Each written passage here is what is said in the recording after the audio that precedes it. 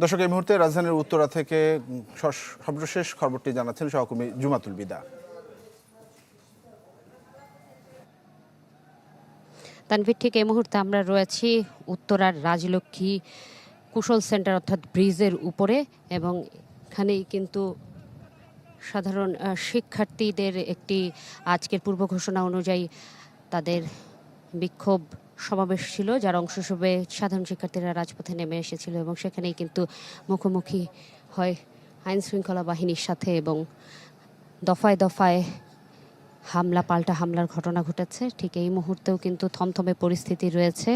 আইন শৃঙ্খলা বাহিনীর সদস্যরা সাউন্ড গ্রেনেড ছুড়ে এবং একই সাথে টিয়ার শেল নিক্ষেপ করে নিয়ন্ত্রণের চেষ্টা করেছে। অপরদিকে শিক্ষার্থীদের উপর ছোড়া রাবার বুলেটের অভিযোগ জানিয়েছেন শিক্ষার্থী এবং স্থানীয় যেই ব্যবসায়ীরা রয়েছেন তারা, এবং সেই অভিযোগের প্রেক্ষিতেই কিন্তু তারা সংঘর্ষে জড়ায় এবং ইটপাটকেল ছুঁড়ে আসলে তারা প্রতিবাদ করছেন এবং তারা জানিয়েছেন যে তাদের কোটা সংস্কারের দাবিতে করা শান্তিপূর্ণ যেই সমাবেশ সেটিতেই অতর্কিত হামলা চালায় আইন শৃঙ্খলা বাহিনী, এমন অভিযোগ করেছেন সাধারণ শিক্ষার্থীরা।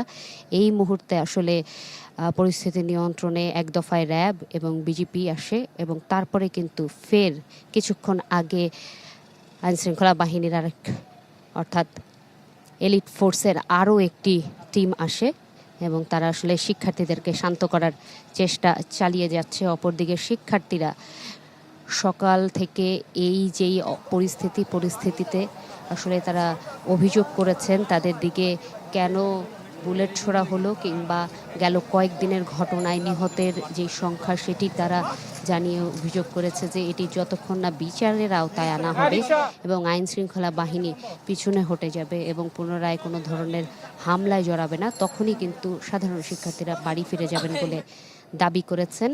কোটা সংস্কারের জন্য তাদের যেই আন্দোলন সেটিকে তারা যৌক্তিক দাবি করেছেন এবং সেই যৌক্তিক আন্দোলন সেই দাবি যতক্ষণ না পূরণ হবে ততক্ষণ রাজপথে থাকার কথা তারা জানিয়েছেন। এবং এখন উত্তরার রাজলক্ষ্মীর যে পরিস্থিতি রয়েছেন ক্যামেরার চোখে আপনারা দেখতে পাচ্ছেন যে আইন শৃঙ্খলা বাহিনীর সদস্য তারা এখানে যেই প্রধান সড়কে থাকা থানাটি রয়েছে সেখানে অগ্নিকাণ্ডের ঘটনা ঘটেছে বলে দূর থেকে তাই মনে হচ্ছে, ক্যামেরার চোখে আমরা আসলে যতটুকু দেখতে পাচ্ছি। এবং অপরদিকে অসংখ্য শিক্ষার্থী রয়েছে যারা আসলে আইন শৃঙ্খলা বাহিনীর যেই সকালের যেই রূপটি আসলে তারা দেখেছেন, অর্থাৎ সাউন্ড গ্রেনেড মারা এবং টিয়ার গ্যাস মারার বিষয়টি, তার প্রতিবাদেই আসলে রাজপথে অবস্থান করছেন এবং তারা বলছেন যতক্ষণ আইন শৃঙ্খলা বাহিনীর সদস্যরা তাদের এই ধরনের উদ্যোগ থেকে পিছুপা হবে ততক্ষণ তারা রাজপথে অবস্থান করবে। এবং রাজলক্ষ্মী থেকে এখানে যান চলাচলও কিন্তু একেবারেই বন্ধ হয়ে গিয়েছে, শুধুমাত্র অ্যাম্বুলেন্স যেগুলো রয়েছে এবং জরুরি সেবা সেগুলোই কিন্তু এই পথ দিয়ে যাচ্ছেন। সেখানে সাধারণ শিক্ষার্থীরা আসলে সুযোগ করে দিচ্ছেন অ্যাম্বুলেন্স যাওয়া আসার ক্ষেত্রে কিংবা জরুরি সেবাদানের যেসব সার্ভিসগুলো রয়েছে সেগুলো যাওয়া আসার ক্ষেত্রে। ঠিক এই মুহূর্তের পরিস্থিতি ক্যামেরার চোখে যা দেখতে পাচ্ছেন ঠিক কয়েক গজ দূরের, সেটি হচ্ছে এখন আইনশৃঙ্খলা বাহিনীর নতুন যেই সদস্যের টিমটি এসেছে এলিট ফোর্সের, তারা কিন্তু ওপাশে গিয়ে সাধারণ শিক্ষার্থীদেরকে বোঝানোর একটি চেষ্টা করছেন। এবং আমরা রয়েছি আসলে এইখানে, আমরা এই পাশটিতে আসলে সাধারণ শিক্ষার্থীরা দুই ভাগে বিভক্ত হয়ে দুপাশেই রয়েছে এবং মাঝখানে পুলিশ অবস্থান করছেন এবং পুলিশ কিন্তু এতক্ষণ পর্যন্ত তারা যে সাউন্ড গ্রেনেড এবং টিয়ার শেল মেরেছেন সেই অবস্থা থেকে কিছুটা শান্ত হয়েছে। আমরা রয়েছে এখানে, আমরা চেষ্টা করবো এখানকার সর্বশেষ তুলে ধরতান বেড়েছিল আমার কাছে এখান থেকে সর্বশেষ। জি বিদা, ধন্যবাদ আপনাকে। নগদের কাছে সব গ্রাহকই প্রিয়, তাই তো সারা দেশে ক্যাশ আউট চার্জ সবচেয়ে কম। দর্শক, আমরা রাজধানীর উত্তরার খবর জানছিলাম, এবারে রাজধানীর মিরপুরের থেকে সেখানকার সবশেষ পরিস্থিতি জানিয়েছেন সহকর্মী আশিকিন প্রিন্স।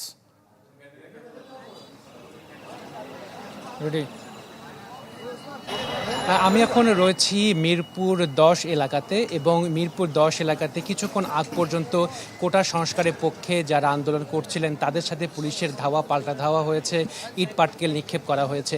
তো এখনকার পরিস্থিতি যদি আমরা বলতে চাই তাহলে দেখা যাবে যে মিরপুর 10 এলাকা পুরোটাই বিশৃঙ্খল অবস্থা তৈরি হয়েছে। এখানে পুলিশ যে বক্সটি রয়েছে সেই বক্সে আগুন দেওয়া হয়েছে, ফলে পুরো এলাকায় কালো ধোঁয়ায় ছেয়ে গেছে। এখন বলা যায় যে মিরপুর 10 এলাকা যেটি গোল চত্বর রয়েছে সেটি কোটা সংস্কারের পক্ষে যেসব শিক্ষার্থী রয়েছেন তাদের দখলে রয়েছে।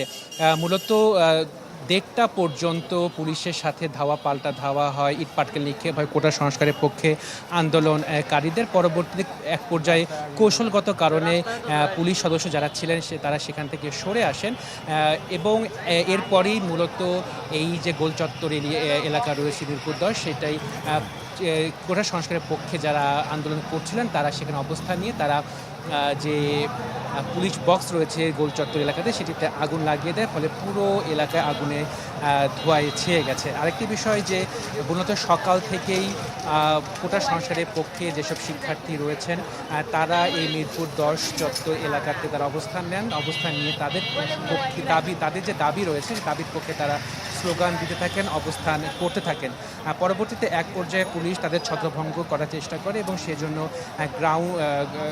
সাউন্ড গ্রেনেড, রাবার বুলেট এবং একই সঙ্গে টিয়ার শেল নিক্ষেপ করা হয়। পরবর্তীতে শিক্ষার্থীরা ছত্রভঙ্গ হয়ে যায়। মূলত তখন থেকেই পুলিশের সাথে এই শিক্ষার্থীদের ধাওয়া পাল্টা ধাওয়া, ইট পাটকেল নিক্ষেপ শুরু হয় এবং শিক্ষার্থীদের পক্ষে দাবি করা হয়েছে যে পুলিশের যে এই যে রাবার বুলেট এবং টিয়ার শেল নিক্ষেপ করা হয়েছে এতে তাদের বেশ কয়েকজন সহপাঠী আহত হয়েছেন। তাদের সেই আহত সহপাঠীদের তারা নিকটস্থ যেসব ফার্মেসি রয়েছে সেখান থেকে তারা তাদের প্রাথমিক চিকিৎসা নিশ্চিত করেছেন। আরেকটি বিষয় যে এই আন্দোলনকে কেন্দ্র করে, অবস্থানকে কেন্দ্র করে মিরপুর 10 এলাকা দিয়ে যেসব রাস্তা রয়েছে সেসব রাস্তায় যান চলাচল একেবারেই বন্ধ হয়ে গেছে। সাধারণ যেসব মানুষ রয়েছেন তারা মূলত কিছুটা আতঙ্কিত উদ্বেগের মধ্যে রয়েছেন। তবে যদি বলা যায় এখনকার চিত্র মিরপুর 10 এলাকা সেটি কোটা সংস্কারের পক্ষে যেসব শিক্ষার্থী রয়েছেন তারা অবস্থান নিয়েছেন। কিছুক্ষণ আগ পর্যন্ত পুলিশের সাথে ধাওয়া পাল্টা ধাওয়া হচ্ছিল এসব শিক্ষার্থীদের। পরবর্তীতে কৌশলগত কারণে পুলিশ সদস্যরা সেখান থেকে সরে আসেন। এরপরে এখানে অগ্নিসংযোগের ঘটনা ঘটেছে এবং শিক্ষার্থীরা বলছেন, যারা আন্দোলন করছেন তারা বলছেন তাদের দাবি পূরণ না হওয়া পর্যন্ত তারা আন্দোলন চালিয়ে যাবেন। প্রিন্স, ধন্যবাদ আপনাকে। সহকর্মী প্রিন্স জানাচ্ছিলেন মিরপুর থেকে। আমরা রাজধানীর ধানমন্ডির খবর জানবো। আশরাফুল আলম আকাশ জানাবেন ধানমন্ডি থেকে।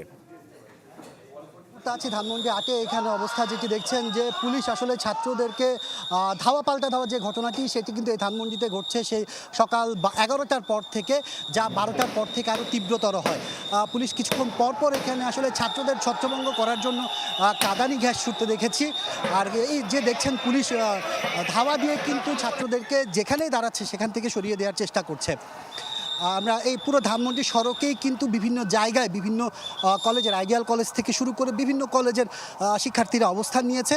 সেই অবস্থানকে আসলে ছত্রভঙ্গ করার জন্য আজকে পুলিশের যে কর্মসূচি তারা সেটি কিন্তু করছে। এছাড়াও যদি বলে রাখি যে তাহলে এখানে ছাড়াও বিভিন্ন জায়গায় কিন্তু আমরা আওয়ামী লীগ, ছাত্রলীগের অবস্থান দেখেছি। তাদের মধ্যে ধাওয়া পাল্টা ধাওয়ার ঘটনাও কিন্তু ঘটেছে শিক্ষার্থীদের মধ্যে। আর পুলিশ যে কোনো জায়গায় তাদের পরিস্থিতিটাকে নিয়ন্ত্রণ করার জন্য দেখেছি কাঁদানি গ্যাস সহ নিক্ষেপ করছে তাদের ছাত্রদের ছত্রভঙ্গ করার জন্য। শুরু থেকেই কিন্তু এখানে শিক্ষার্থীদের যারা আন্দোলনকারী আছে তাদেরকে কিন্তু এখানে অবস্থান নিতে দিচ্ছিল না কোনো পক্ষই। সেই শিক্ষার্থীরাও চেষ্টা করছিল বারবার সড়ক দখল করার জন্য, কিন্তু পুলিশের কারণে তাদের পিছু হাঁটতে হয়। আর পুলিশ কাঁদানি ঘাস দিয়ে তাদের এই জায়গাটি নিয়ন্ত্রণে রাখার চেষ্টা করছে। এখন পর্যন্ত বলা যায় যে সায়েন্স ল্যাব থেকে শুরু করে এই ধানমন্ডি 8-এর পুরো জায়গাটি আসলে পুলিশের নিয়ন্ত্রণে রয়েছে। আর এছাড়াও যদি বলে রাখি গতকাল যে শাটডাউনের ঘোষণা দিয়েছিল সারা বাংলাদেশে, সেই শাটডাউনের কর্মসূচি হিসেবেই কিন্তু আজকে ছাত্ররা তাদের কর্মসূচি পালন করার জন্য 11টার পর থেকে বিভিন্ন সড়কে অবস্থান নেওয়া শুরু করে। আর তারা যখন অবস্থান নিয়ে মিছিল দেয় তখন থেকে আসলে তাদেরকে ছত্রভঙ্গ করে দেওয়া হচ্ছে। এখানে সাধারণ মানুষও কিন্তু আছে বেশ ভোগান্তিতে পড়তে হয়েছে। কারণ যদি বলে রাখি যে সকাল থেকে আজকে গণপরিবহনের খুব অভাব ছিল, অনেকে আজকে অফিস খোলা ছিল, তাদের নির্দিষ্ট কর্মস্থলে যাওয়ার জন্য তাদেরকে কিন্তু বেশ ভোগান্তি পার করতে হয়েছে। আসলে সকাল থেকে আসলে এভাবে ধাওয়া পাল্টা ধাওয়ার মধ্যেই আছে পুরো এলাকাটি। আর যদি বলে রাখি যে ছাত্ররাও বলছে তাদের দাবি আদায় না হওয়া পর্যন্ত কিন্তু তারা মাঠ ছাড়বে না, যারা আন্দোলনরতরা আছেন। এই ছিল আসলে এখান থেকে সর্বশেষ অবস্থা।